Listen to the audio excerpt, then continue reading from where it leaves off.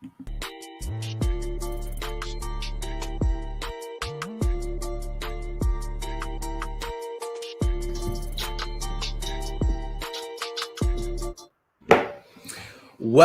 back, everybody, to another episode of the TWSN live show. I'm your host, Daniel Alameda, and I'm joined by my guys. We got Jake Circus all the way from Missouri. How you doing, my guy?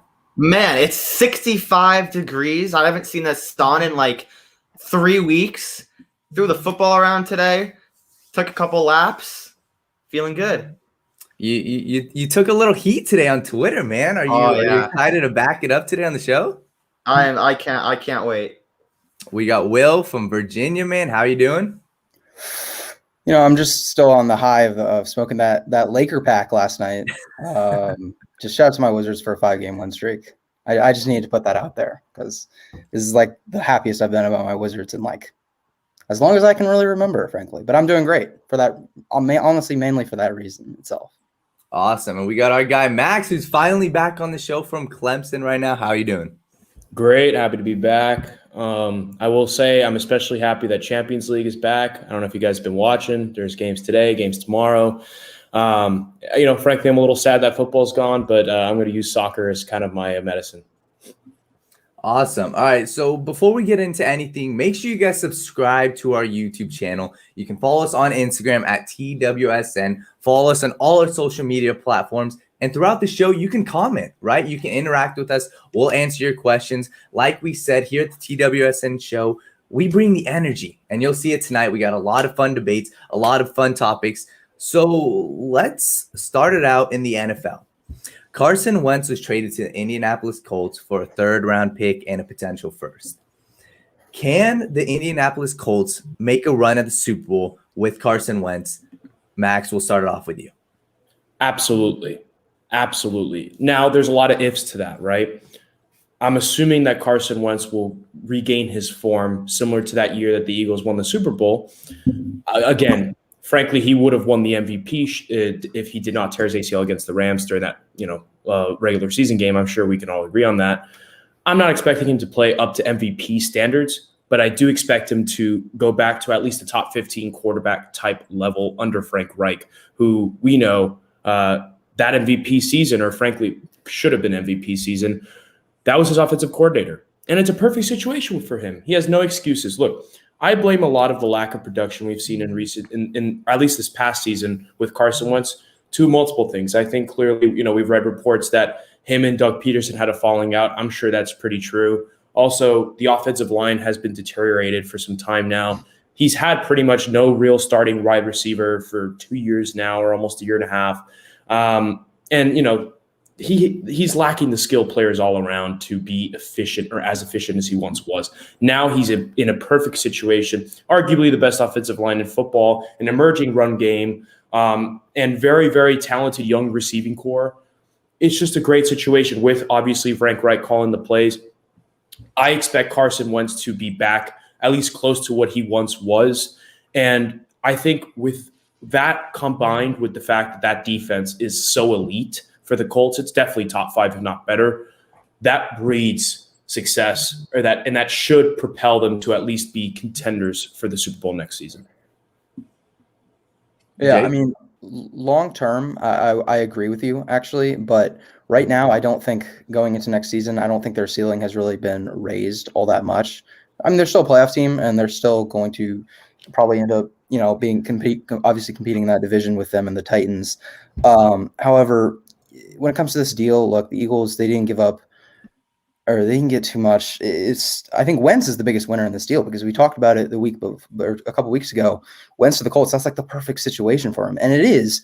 However, I'm not confident that the Colts really got that much better going into next season because I don't think all this stuff that we saw from Wentz last year. I mean, statistically, he was like the worst quarterback in the league.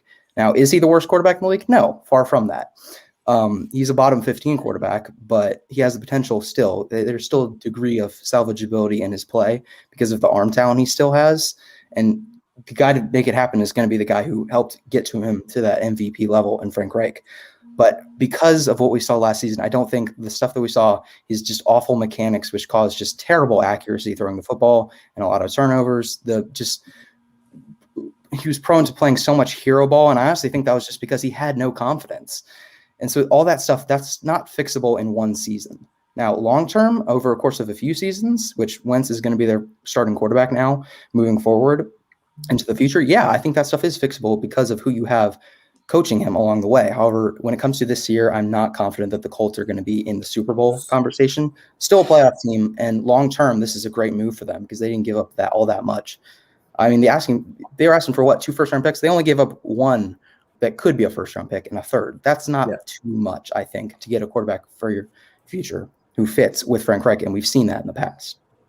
I agree with a lot of what you said, but I also have to like disagree with some things. Like, I buy that they're, an automatic playoff team. I'm not saying that I expect them to reach the Super Bowl. I at least expect them to be in that conversation. If that means losing in the divisional round, that's fair. But I think they should be in that sort of, I wouldn't even call it a Buffalo Bills types conversation, because I think we all expected them to make the conference championship. But I do think, among those teams that are like a Baltimore was last year, that team that, they may not have all the talent to reach the Super Bowl this year, but we know that they could very well make it to the Super Bowl if all the things, click. And I think the Colts are definitely that team. And to your point about Carson Wentz, I agree completely from the confidence perspective. I mentioned that earlier. I agree that that's part of what hindered him. But I would say, to your hero ball point, I think a lot of it was the fact that he just didn't have anybody else to rely on, right? I mean, even with the running game, Boston Scott, I know Miles Sanders is the starter, but Miles Sanders was out for a long time. Boston Scott was the best running back they had that year. Jonathan Taylor and even like that entire rotation, I use Jonathan Taylor as an obvious example, is better than Boston Scott, right? Nyheim Hines is better than Boston Scott, right? I don't even think that's a hot take. And he has an emerging receiver in Michael Pittman that can go out and make plays. We even saw it when he played against Baltimore in the playoff, against Buffalo in the playoffs. T.Y. Hilton still is a big time playmaker. So I just think that while I understand Carson Wentz is going to need time to get back to that level, I don't expect him to be fully where he once was. I do think he could be an instant impact player and make them a potential Super Bowl contender. So, Jake, Max kind of touched on it. Talk to me a little bit about this supporting cast, right? Because we saw them go toe-to-toe with the Buffalo Bills in the playoffs. They could have won that game. They were arguably the better team that day. Didn't end up winning. But are you confident that a team of Michael Pittman Jr., a team of Jonathan Taylor, this team, their supporting cast is good enough to make a Super Bowl in the next 2 years?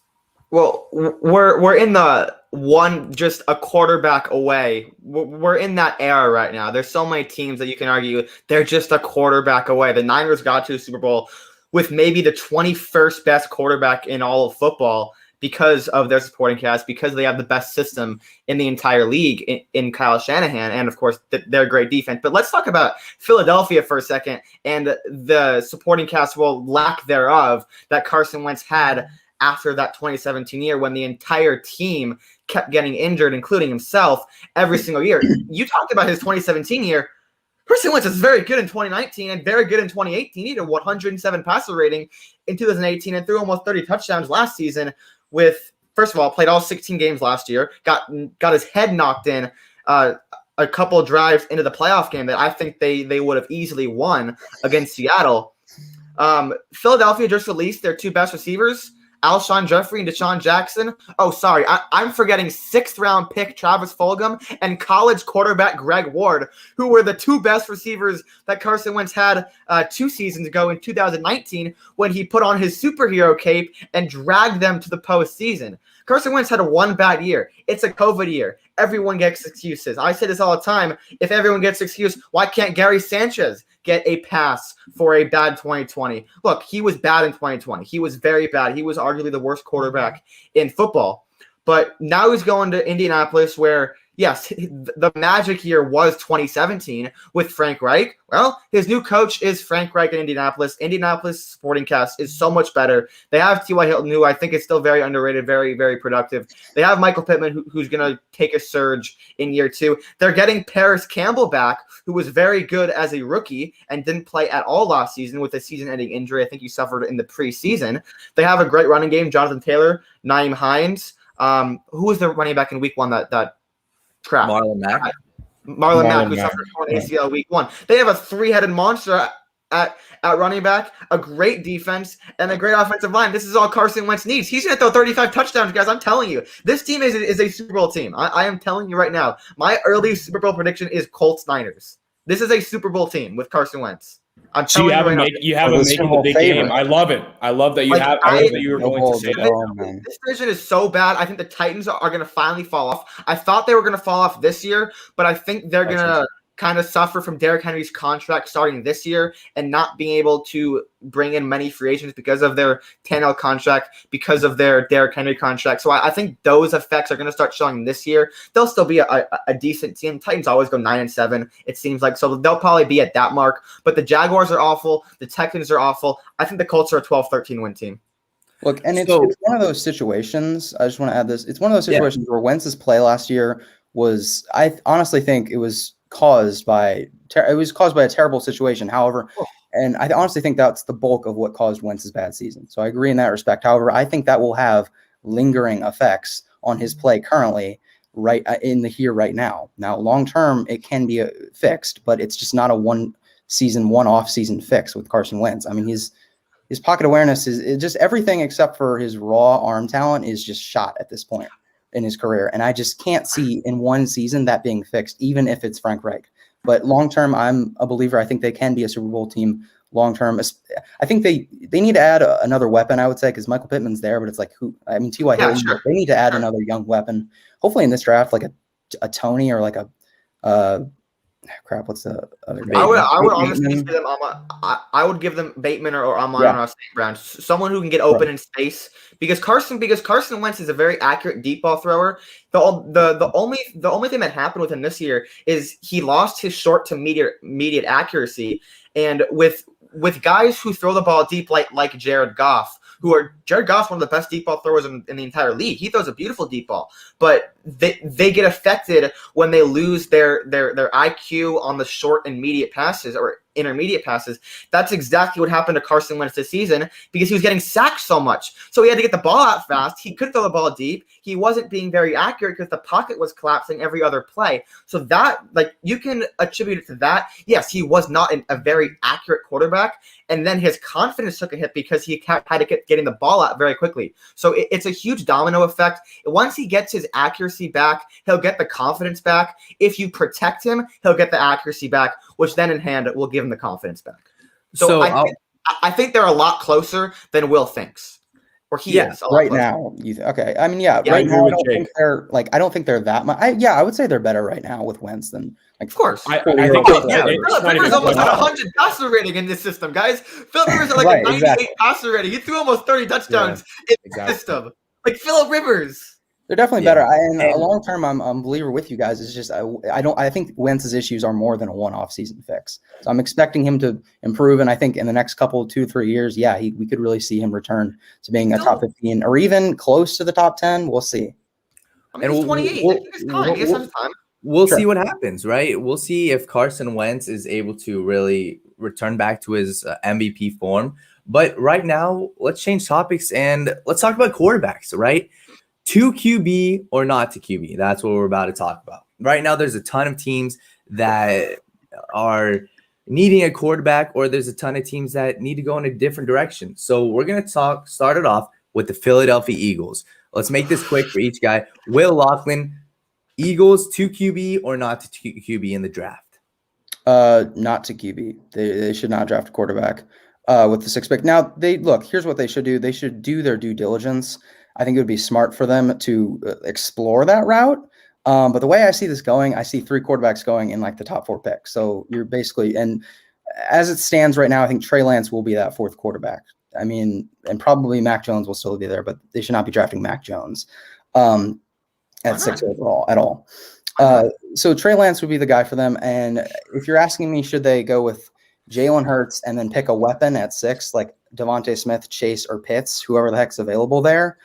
And then even if that doesn't work out with Jalen Hurts, they'll still be a bad team next year. Like if Jalen Hurts plays terrible next year, they're not going to be a good team, and they're going to have another pick next year to draft a potential franchise quarterback. So are you going to do that, or are you going to draft Trey Lance? I think I would rather go the former route and just stick with Hurts and see what we have for a full course of a season. Give him an elite weapon, at that 6 overall pick, I think I would rather do that than have Trey Lance, who's more of a project quarterback.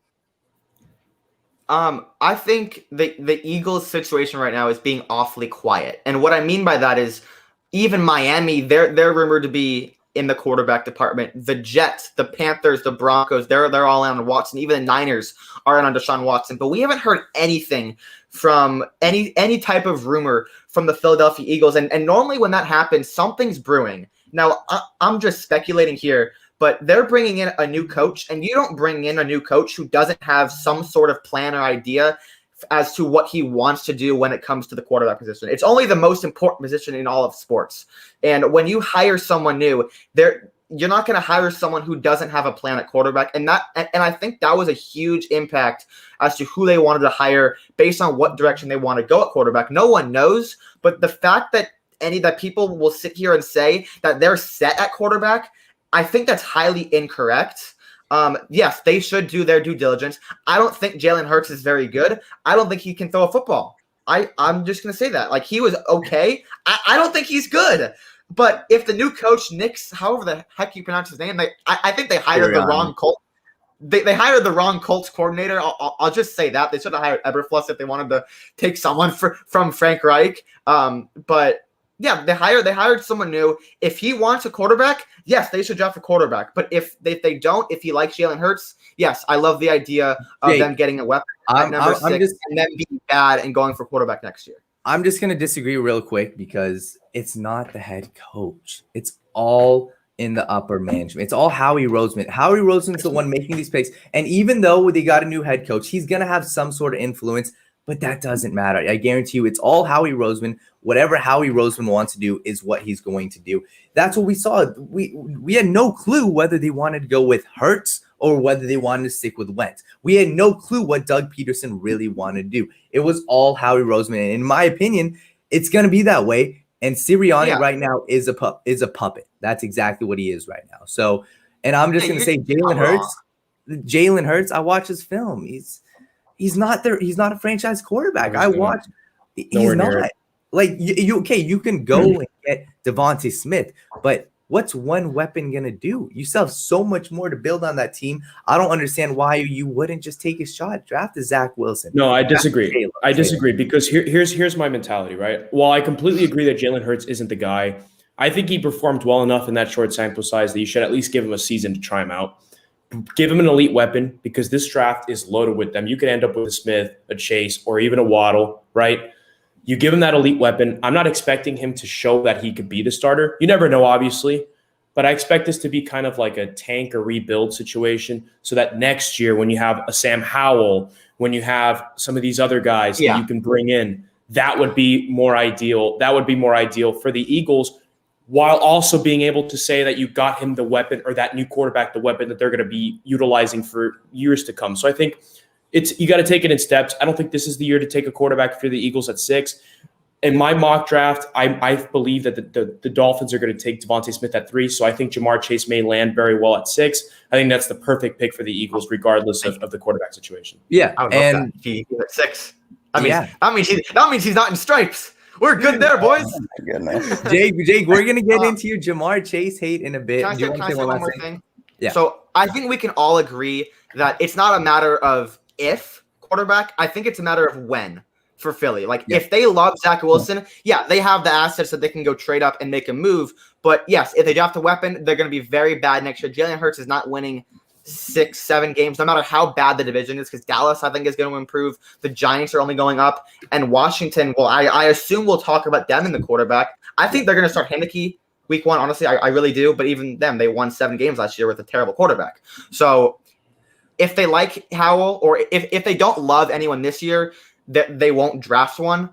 So I think it's definitely a matter of when, not if, for Philly. Regardless with the Eagles, they're going to add someone. I think in free agency, no matter what, if you don't draft a quarterback, they're going to go out and get a guy like Jacoby Brissett, bring in some competition for Jalen Hurts. So that's right now. That's the plan for them. But let's talk about a team right now, the Falcons. Jake, to QB or not to QB for the Atlanta Falcons?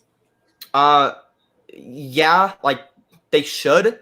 I don't know if they will. Like they have I think the Falcons have some sort of love affection for Matt Ryan because they don't want him to go anywhere. But you're picking at top 4 for a reason. They sucked last year. They were awful. Matt Ryan's not a big time quarterback anymore. It's time to move on. This is a very good quarterback class. I don't know if a top 3 quarterback is going to fall to you next year.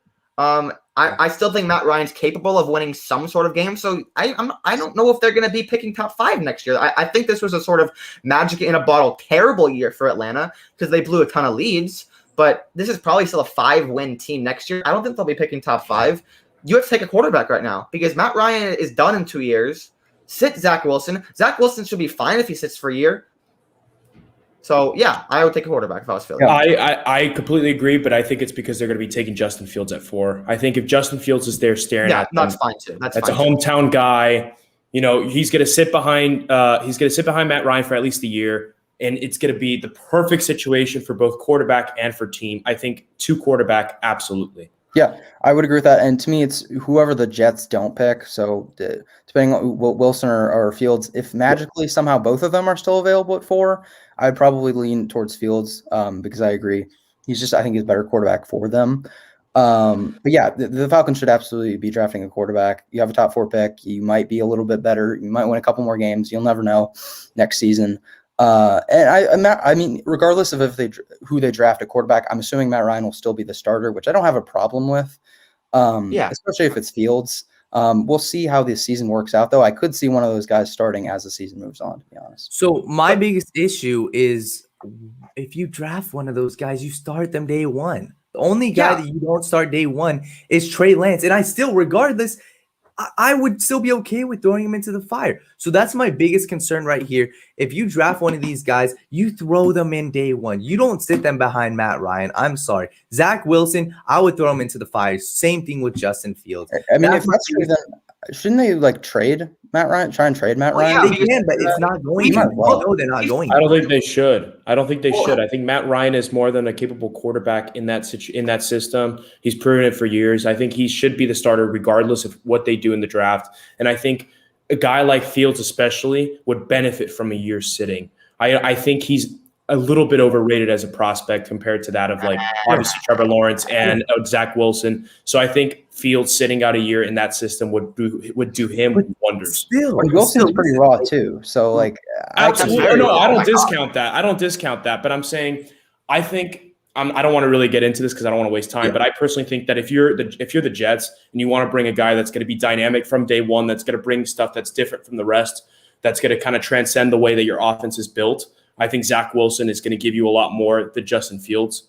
Justin Fields may be the more polished, more refined quarterback because he was a Power 5 quarterback. He was just in the national championship. But I just think that Zach Wilson's game brings a level of creativity and uniqueness that Justin Fields doesn't. And I think that would suit the Jets better personally. That's just my opinion.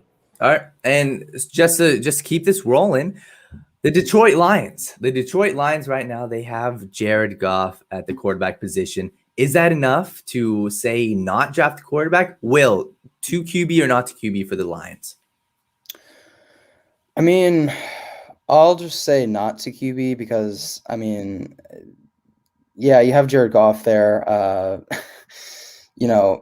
It's a really weird situation for the Lions. And I'm really questioning how to break this down. But honestly, here's what I'll say. I think there are so many teams that are in a more of a desperate situation when it comes to the quarterback than the Lions that I don't really think them drafting quarterback is even really going to be an option because it's like you have the Jaguars at 1, the Jets, the Falcons, and then the Panthers are right over them. And it's like the Panthers maybe could make a trade up possibly with another team. And I would say they need a quarterback more than the Lions do. And even like we talked about with the Eagles, and what if like a team like Patriots or Washington even made a move? So like, there's just so many teams that are in more of a situation that I don't even really see it being a possibility. So sure, draft a quarterback don't draft a quarterback for the Lions. Stick with Goff. And I'm not really a big Goff guy, but it just makes the most sense from an organizational standpoint currently. Yeah, the Lions aren't taking a quarterback. The last thing that they want to do is not only pay Jared Goff $40 million, but to draft someone in the same position room. Like they're gonna they have to get him a weapon because this team's not very Waddle. good. And Jalen Waddle. I think in my last mock, I haven't done a mock in a while. I'll probably do one next week. But I think in my last mock, I had Waddle going to 7, which makes sense. Yeah. They're not drafting a quarterback. I completely agree with Jake. Yeah. I completely agree because honestly, I remember last time I was on the show, we were kind of having a mini debate about why I think they should still take Trey Lance, but I kind of had some time to think about it. While I still don't think that would be a bad pick at all, I just think that, get him a Jalen Waddle at 7. I think that would help in the immediate future. And I do think that, in the future, look, you have Jared Goff under contract for a long time, at least 2 years. Yeah, so why not wait a little bit longer?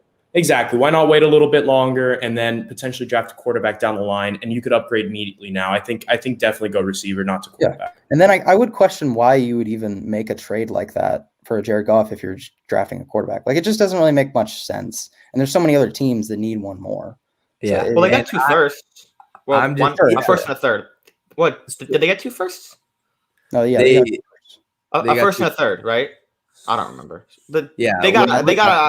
They got at least 1 first-round pick. Well, and you guys have to remember, they're probably going to tag and trade Golladay, so they can get some sort of draft value there too. So they're going to have a lot of picks to work with as well.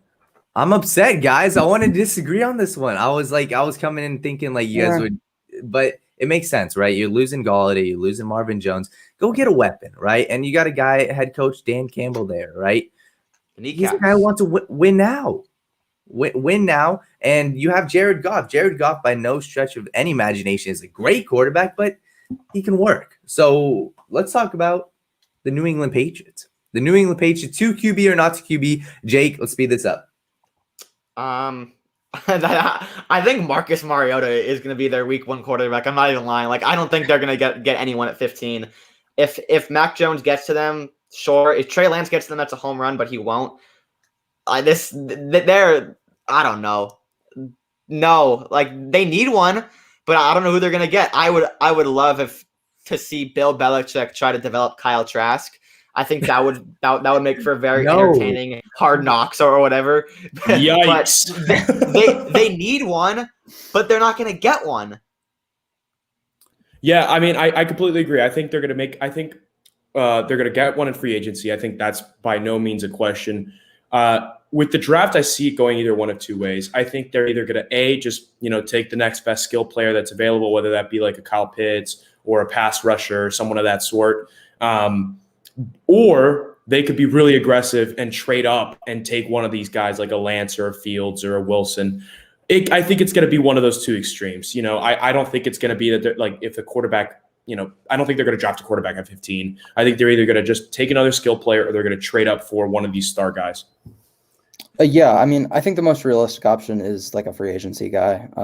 It's not. I think the most realistic option for them is probably not going to be drafting a quarterback. But you know what? I'll make the argument that what if they actually did do this? I mean, I could low-key see it just because Bill Belichick, he just saw Tom Brady win the Super Bowl. He needs another franchise quarterback. I could see Bill Belichick just being super aggressive in this draft and getting his guy in a Mac Jones or Trey Lance is probably the most realistic.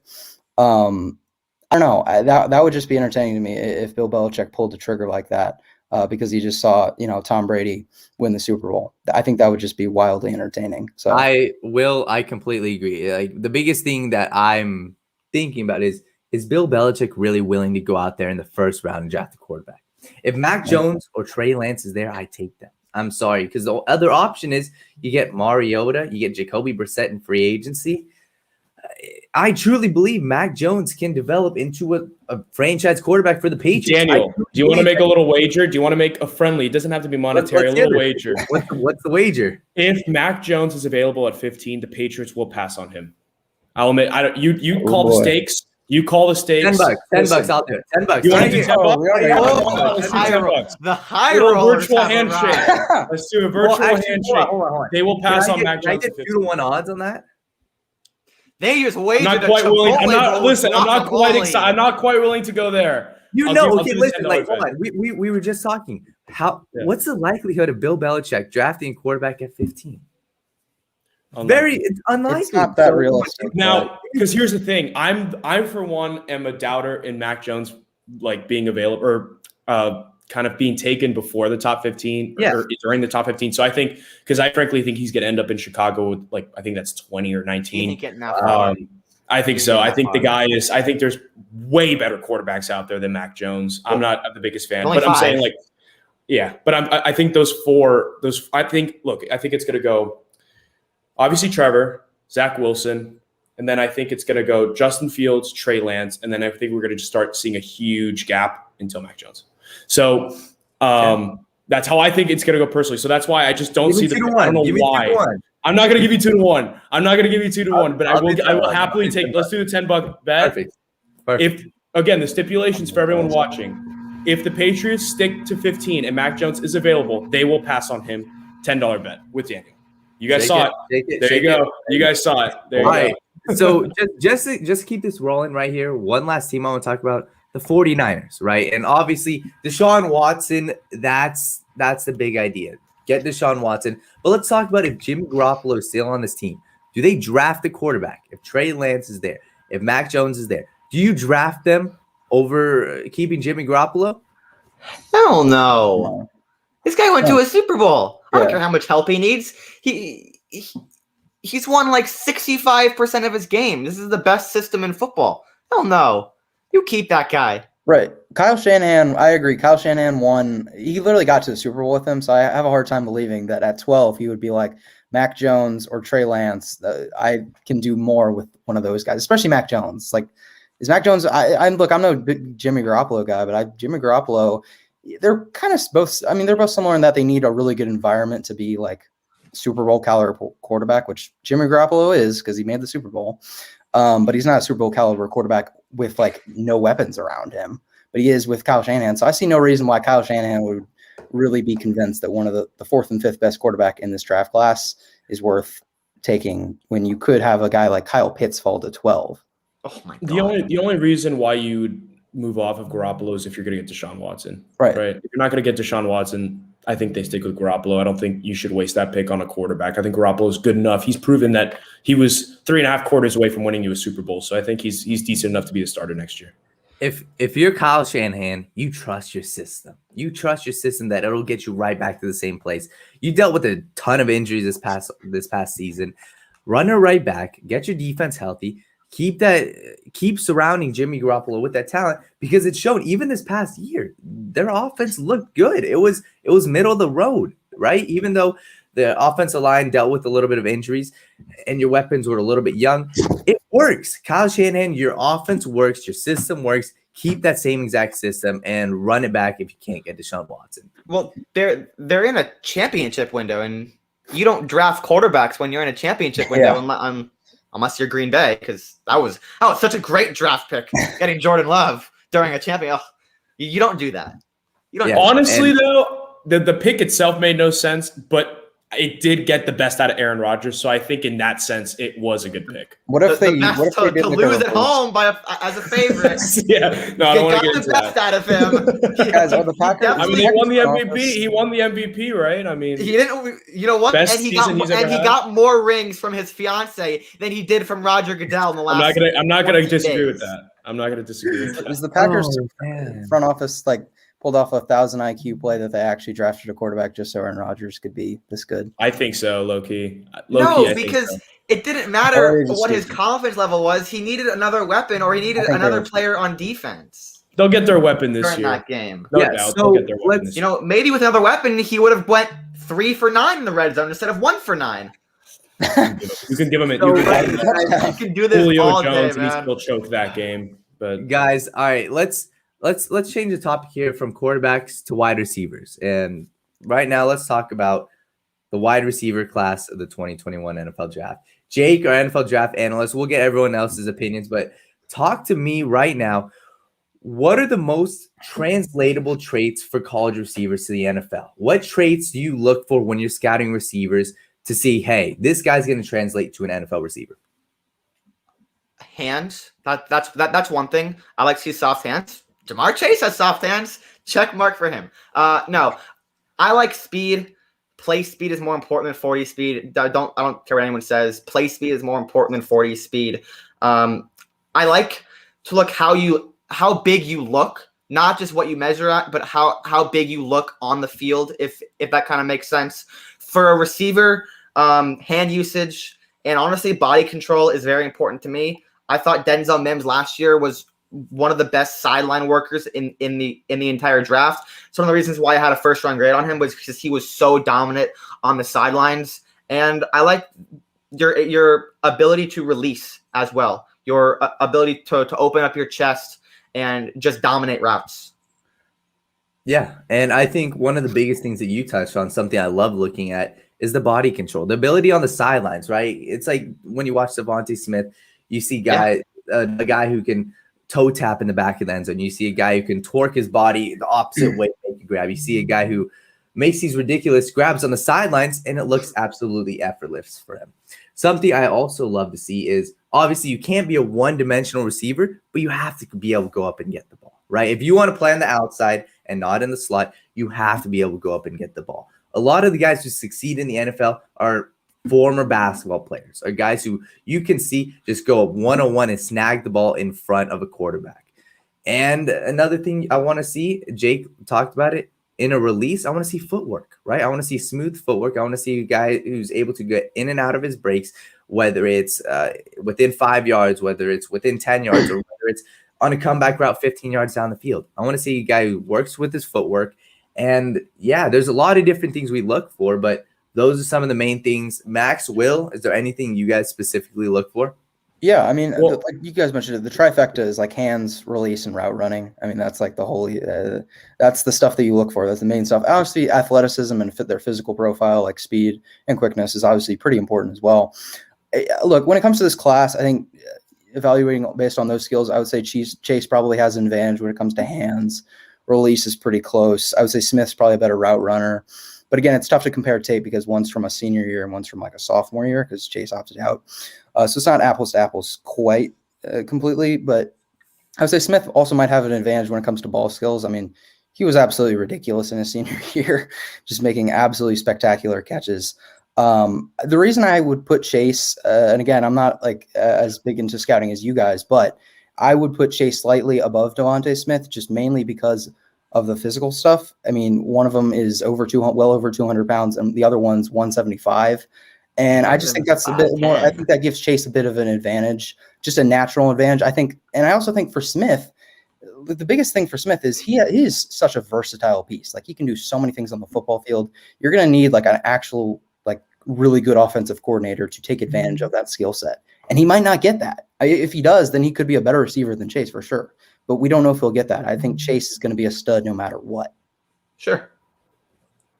I agree completely. Look, I think in addition to looking at just like the physical attributes, you also have to look at consistency and coachability and sort of stuff like that. So, for example, like when you're looking at Jamar Chase versus Devontae Smith, I've used this argument a million times. I'm going to continue using it.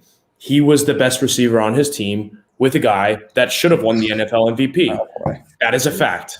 That is a fact. When Devontae Smith was playing with Jalen Waddle, albeit he was still the number one receiver, Daniel pulled out the stats prior to 2 shows ago that Jalen Waddle had a better start to the season than Devontae Smith. And frankly, I don't think Devontae Smith would have won the Heisman if Jalen Waddle was on the field. But the Heisman's irrelevant. And the Heisman doesn't matter. The Heisman doesn't matter. It doesn't matter when also, you're evaluating players. But I'm saying in the sense that his stats wouldn't be where they're at without Jalen Waddle, whereas Jamar Chase had comparable stats with a guy that should have won the NFL MVP, right? So that is why in his sophomore season.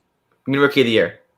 Rookie of the year, sorry. Okay. That's what I'm trying to say, right? So that is the reason why I would lean towards Chase, because I think Chase has shown me more that he can be the number one guy on a team filled with guys that are quote unquote number one guys, right? And he did it in his sophomore season. I mean, that's incredible in its own right. So look, I'm not saying Devontae Smith won't be a successful player in the league. I think any team that will take him is going to take an instant starter and a great player. But I just think in such a draft with such great receivers, we have to look at the smaller things. And I think that's what puts him over the edge over a guy like Devontae Smith for me.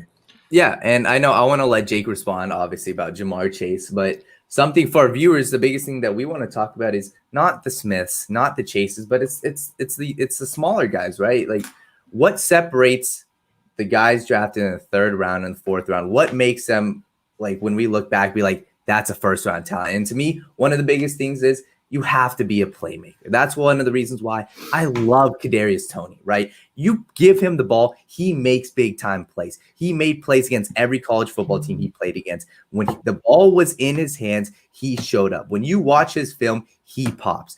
And that's the bottom line, right? Tyreek Hill, you look at all these guys drafted late in the draft, the guys who end up showing up, the guys who stay late in the league, who see a second contract, are the guys that can make plays with the ball in their hands. Jake, anything you want to say about Jamar Chase?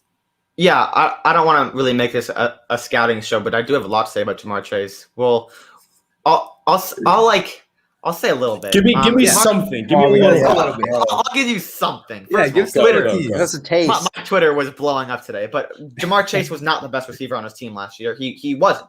Justin Jefferson was the best receiver on LSU. Devontae Smith was the best receiver on Alabama this year. I don't care that Jalen Waddle didn't play. The only thing that Jalen Waddle brought to the table Bama would have beaten LSU by 30 instead of 25 or however many they beat them by. Actually, they did beat them by 30. They would have beaten by 40 if Waddle was 100%. They would have beaten Florida by 7 more points. That's what Jalen Waddle brought. Devontae Smith is still better. He's still a better prospect, and I think Smith is better than Chase. I have Waddle and Chase very close. I have all of them in my top 10.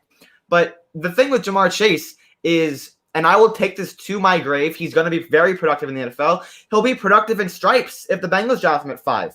But I tweeted a picture of him standing next to Justin Jefferson, who was the best receiver on LSU last year. Chase is a head shorter than him. For a receiver with that play style. Shorter than him. At most 2 inches. Yeah, it's like At most it's 2 inches. Jake. Okay, listen, so in that case he's 5'11" when everyone thinks he's 6'1". So what Jake, you're making it seem like it's that picture. Wait. What I am confused about Jake is, what's your issue with him? He's a top 8 player. You said out I your have an issue with him. You're making this an issue. Okay, he's short. He was the second best player on his team. How is he a top 8 player then? Then stick to your gun. Say he's a late first rounder. Well, if he's a top 8 player, because what's the issue? Jefferson was 2 years older. He was 19 last year. There's nothing against him. Like I am just arguing with everybody else who have Chase on this super pedestal top 3, top 4 player. And Daniel Jeremiah is a lot smarter than me. I'm not going to go right to Daniel Jeremiah and say why he's wrong. I'm just giving my perspective. I am sticking to my gut, telling you why I think you're incorrect. And in that case, incorrect about what? About Jamar Chase was not the best player on his receiver on his team last year because he was 19 years old. I don't care they got all the stats. So, Justin Jefferson was more reliable.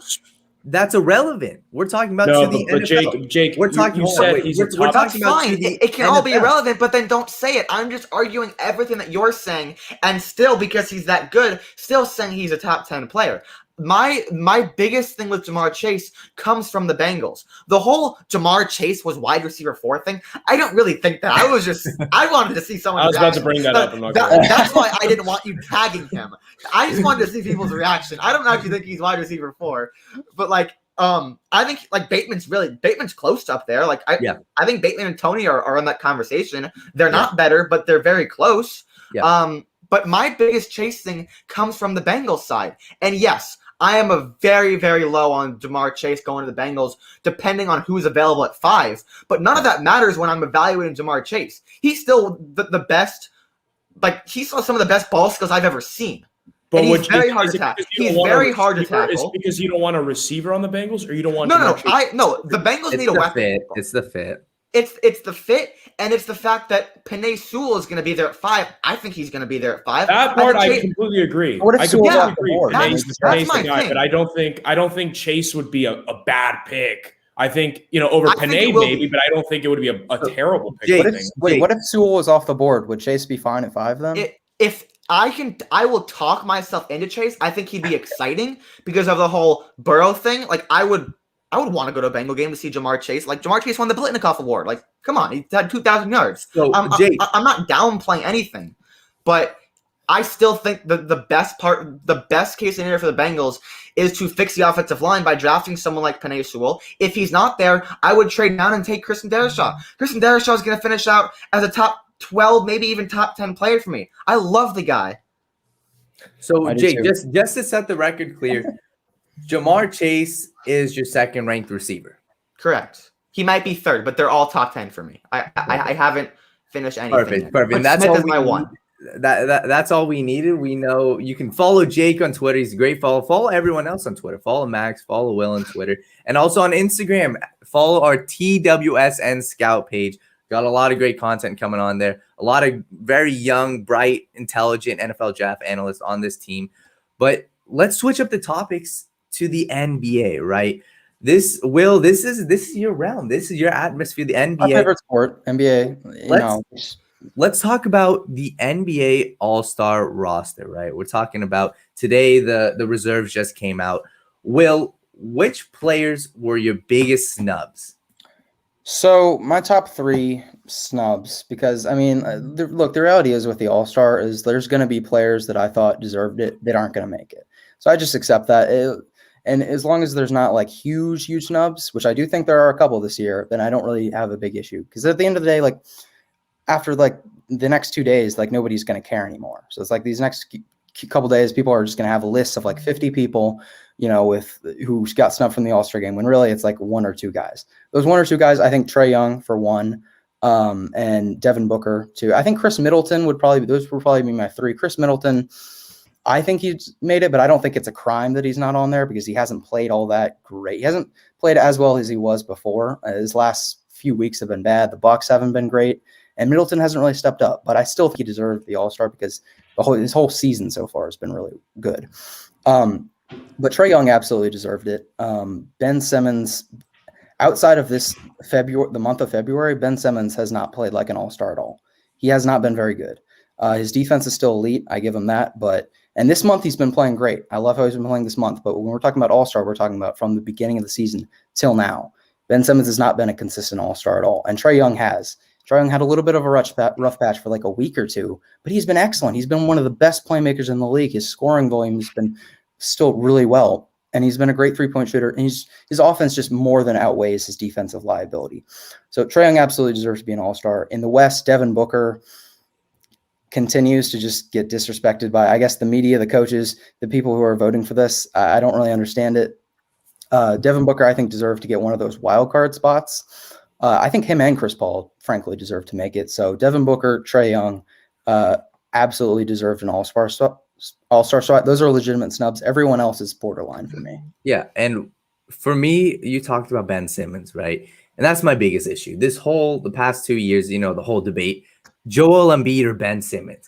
It was never a debate in my eyes. I will admit this. I wrote an article like months ago arguing why Ben Simmons was more valuable than Embiid, and I was completely dead wrong. That was like one of my coldest takes. That was a cold take. I've never written that. And that's perfectly fine, but there's still people attempting to defend Ben Simmons right now after the season Joel Embiid's had. Joel Embiid right now is the MVP frontrunner besides LeBron James, obviously, but this team does not go around Ben Simmons. This team does not revolve around Ben Simmons. Their offense is not initiated by Ben Simmons. It's initiated by Joel Embiid. And that's the biggest thing. He is not an all-star. He has not played like an all-star, like Will said.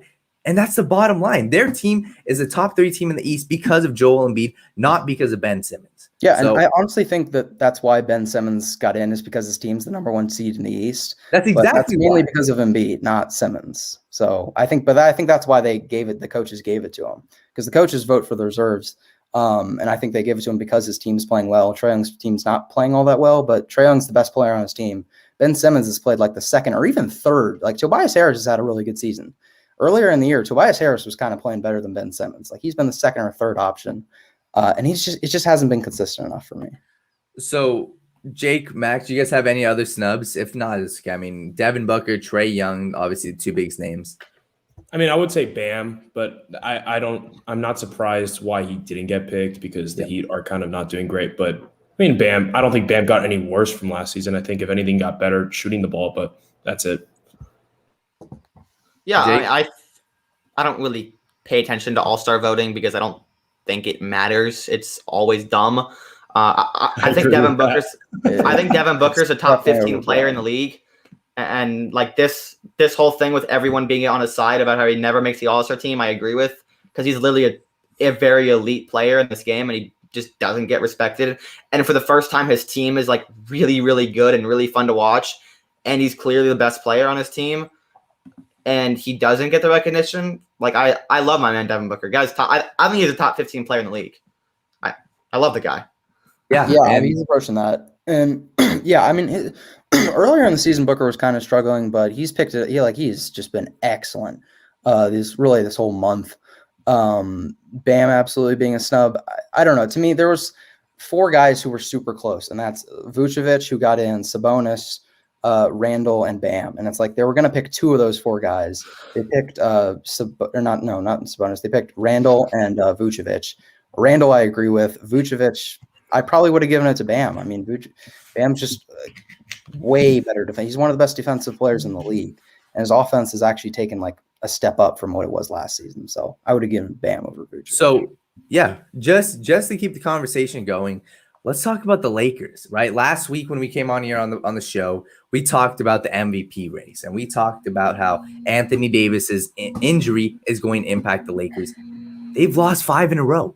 This team has lost 5 straight. And Jake, you being the LeBron James fan, I just want to talk to you a little bit. Ask you, is this going to hinder them? Is this going to be their downfall without Anthony Davis? How do they right this ship without Anthony Davis? I don't know if they can, and it's a matter of how much is LeBron going to play. I think he lost the MVP the game after AD really, really got hurt. Like, he was ruled out for a while because he's just not playing that much. Like, he played 40 minutes last night, and that was his fault because he missed a free throw at the end of regulation to send it in overtime. So there you go, LeBron. Here's 5 more minutes for you that you caused. He's not. I don't know if he's the MVP anymore. I don't think he's going to play enough minutes. But I want to kind of talk about like why people are still surprised that he misses free throws. Like, he's a career 75% free throw shooter. He's going to miss free throws. But anyone coming at me or anyone like criticizing him for missing a 35-foot shot at the end of the game, saying, "Oh, Jordan would have made that." No, he wouldn't have. Michael Jordan wouldn't have made that shot. They didn't take those shots in the 90s. Like, the Lakers' second best player yesterday got in foul trouble in the third quarter and didn't play the entire fourth quarter. Montrezl Harrell and didn't play in overtime either. So LeBron was without his real second best player and the second best player that night. Like, Caruso was on the court. Marc Gasol didn't really play that well. Like, this is not. The West is so wide open right now. When AD comes back, it's the Lakers to lose. But the West, I think, is more wide open than the East right now. Like, the East is Brooklyn's. Like, Brooklyn is going to win the East, guys. Right. No one's beating Brooklyn. Well, yeah, we'll talk about that in a bit. But Yeah. I mean, I think Anthony Davis, look, the good news is he's not going to be back. Like, thank goodness for the Lakers, because we're seeing it right now. Like, I mean, sure, they'd get Dennis Schroeder back, but this is what it would kind of be like if Anthony Davis had like torn his Achilles or something like that. Like, the Lakers would not be in the championship picture without Anthony Davis long term. But luckily, he will be coming back. We'll see when that is. So, I mean, I think this is more significant for LeBron's MVP case than anything. A week ago I said LeBron James, the MVP, he's probably going to win it. Now it's like the complete opposite. He probably won't. I mean, it's still possible because the opportunity is still there without the Anthony Davis, but if they're losing games, he's not going to win the MVP. So overall though, the Lakers are fine. And the reason I say that is not even because of this team. It's because of LeBron teams in general. Pretty much every single year since LeBron James has came back to Cleveland, his teams have gone under some kind of weird funk in the middle of the season. They're just losing games. Like, half their roster is on in trade rumors. Someone gets hurt. It happens every single year, and his team ends up being fine in the playoffs. Like, they get to the finals. Sure, they lose, but it's to a super team. Sometimes they win the finals. We saw this last year in the bubble. They were shooting historically bad from 3 in those regular season games. And then they lost game 1 to Portland and they swept them. And then they just won the championship and they didn't play a single 7-game series. So I think the Lakers are fine long-term because Anthony Davis will still be there, after a few weeks. But I think his MVP case is not looking very good at all right now. And it's the bottom line is it's not even just his MVP case. We talked about this last week. It's if they want to win a championship, He's got to get back. Anthony Davis has to get back. Our guy Pranav Sriraman, he's our lead NBA analyst. He said, he's talking about Montrezl Harrell. The bottom line is it doesn't even matter about the supporting cast because last year we saw in the playoffs, Anthony Davis stepped up when it mattered the most. And when it mattered the most, he was there. If Anthony Davis isn't there, LeBron can't do it all. I'm sorry. Even though he's the GOAT, with this team, he can't do it all against the Clippers, against the Nuggets. He won't be able to. This team is built to have both LeBron and AD on there. If one of them are gone, this team will not go very far, or they won't go very far in the playoffs. So, if AD's back, they'll be fine. And saying that is no hit to LeBron. No, it's not, because it would be the same. We The other saw way, it LeBron- would be the same way if it was the reverse of this. Exactly. So yeah, they're equally as valuable. I mean, we saw that last year. No, I wouldn't say that. No. LeBron is the best player in the world. Like, No, he's yeah, the most, LeBron's better, he's the most- but I No, think but what Will is trying to say, kind of if equally I'm interpreting it correctly, is that if LeBron were to be out, that team would obviously not succeed. Just like if AD is out, right? that Okay, team no, will. yeah, I'm with you there, Sure. but like, yeah, Well, no, I'm LeBron's a better player. I think I have LeBron at number 1. Anthony Davis is top 5. yeah. So I give you that. I just think to the success of their team, they're pretty close to equal. I mean, slight edge to LeBron, I guess, because he kind of just initiates, and he's more valuable to their offense. Anthony Davis is their defense at this point. Like, their defense has been bad. Yeah. That's because of Anthony Davis. I think he's the best defensive player in the league. But LeBron, he basically runs the offense. We know this. Like you said, Daniel, the bottom line is they need them both relatively equally to win the championship. The good news is they will have them. So, yeah, in order to win a championship, you have to get through the competition. Let's look at the Eastern Conference. The Brooklyn Nets right now are the odds-on favorite to make the NBA Finals out of the East. Jake, you talked about it a little bit. Is there any team that can stop them? No, this is the best team. This is right now the best team in basketball. When it all said and done, they're figuring it out, and they had this potential from the start. And then they added James Harden, who's been amazing this year in kind of his not shooting the ball 40 times a game and really being a point guard. Kyrie's accepted this off-ball role, and even. Like they did the little pass the baton, who's point guard, who's playing point guard thing a couple weeks ago, but they're both very important to this team. And then they're going to get Kevin Durant back. And I don't really have worries about it because, when all three of them were together and kind of most of them have been in it, like flip-flopping in and out of the lineup, they haven't really consistently put it together for like a week or two consistently with all three of them. But I think they will. Like, I'm not worried about that when KD comes back, but they just swept the West Coast without Kevin Durant. Like, that's ridiculous. And this is the best team in basketball. Philly has a fighting chance, but that's it. Milwaukee will not beat them. This team's making the finals. Yeah. I had the Nets. I'll be honest. Like I thought the Nets. I had them without James Harden. I had them coming out of the East. Now it was 100% a conversation. There were definitely a lot of other teams involved. And when they got James Harden, I was like, all right, this team is going to make the finals, assuming they put it all together. And they've done it a lot quicker than I thought. Like, just talk about James Harden. He's having, I think, he's not having one of the best years of his career because he's been in the MVP conversation like 5 times in his career. I think this is just one of the most impressive seasons of his career. Like, well, look what he's doing. He's averaging 6 less shots, 5 less threes, 6 less free throws, 9 less points altogether. But his field goal percentage is 6% higher. His 3-point percentage is 6% higher. And he's leading the league in assists. Like, that scalability on offense to lead the league in scoring and then also lead the league in assists when you're with other superstars, that is ridiculous. And I knew that was what James Harden needed to do in order to be successful on this Nets team. I just didn't expect him to put it together this quickly.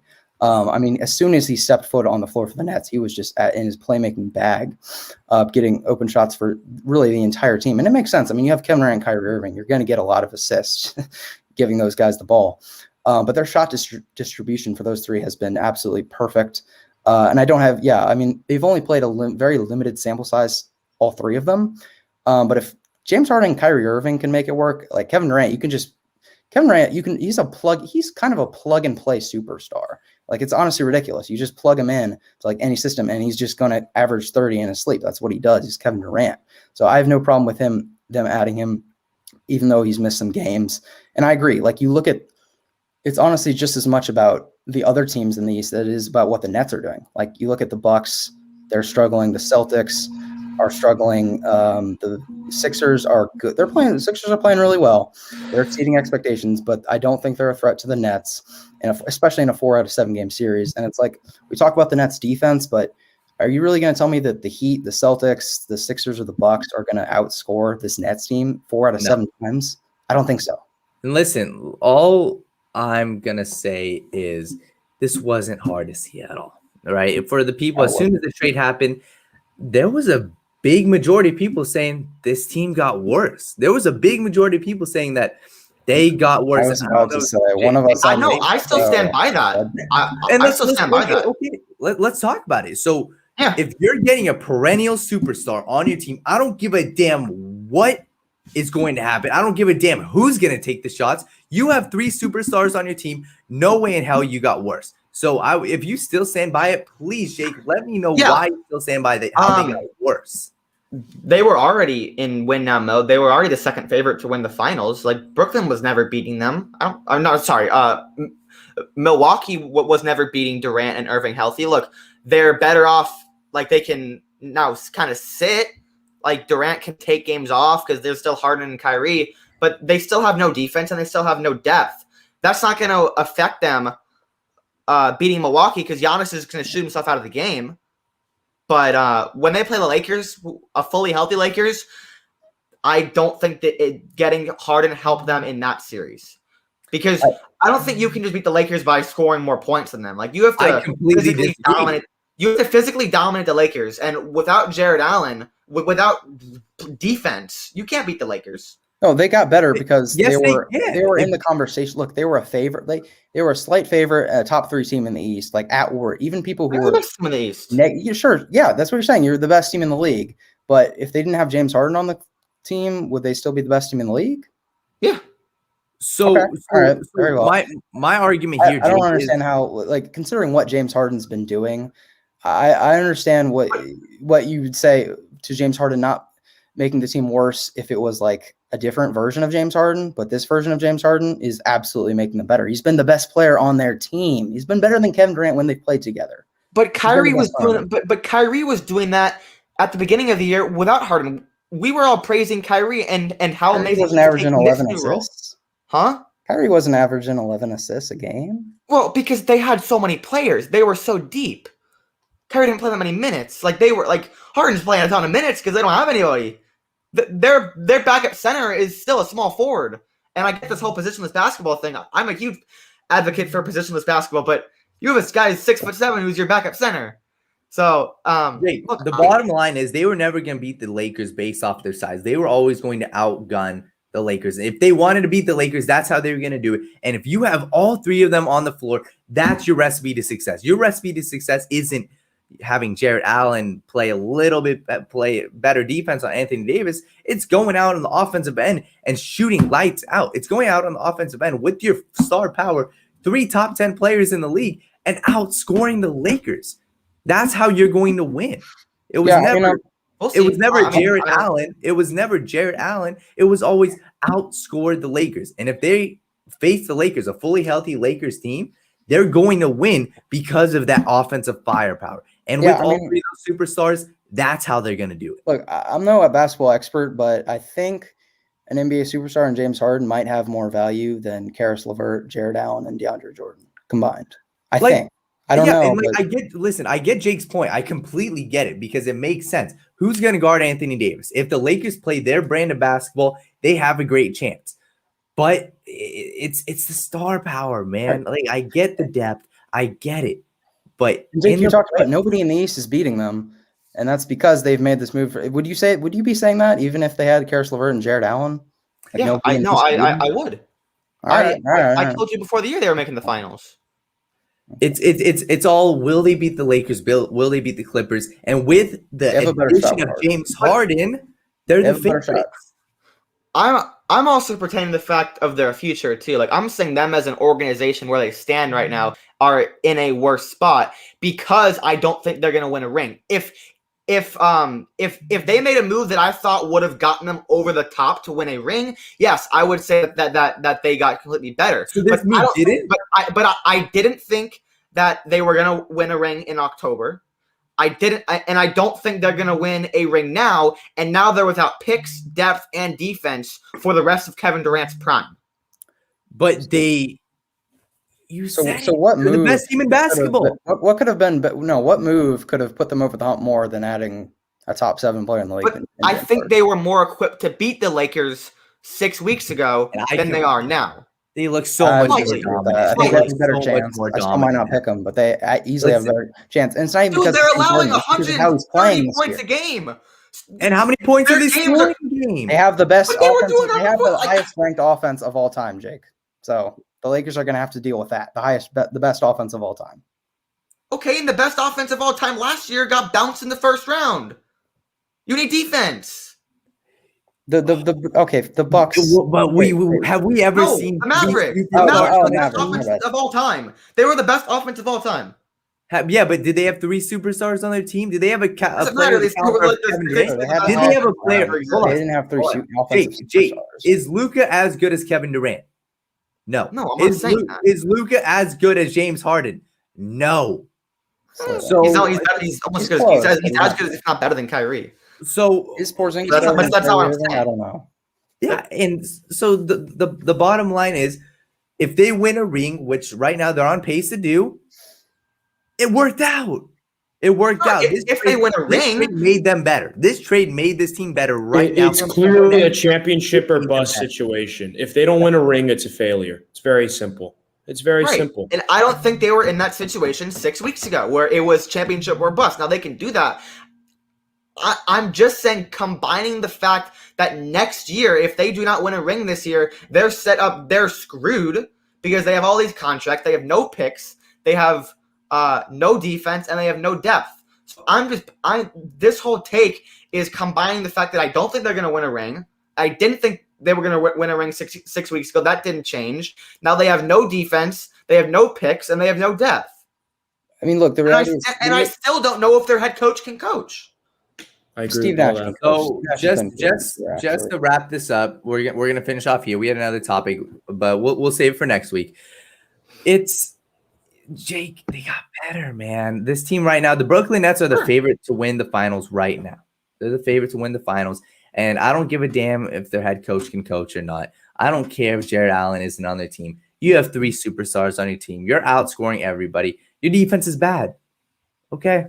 We've never seen a team with 3 superstars, full-blown superstars on your team like the Brooklyn Nets have. But, guys, great show. Love the energy as always. Talked about a lot.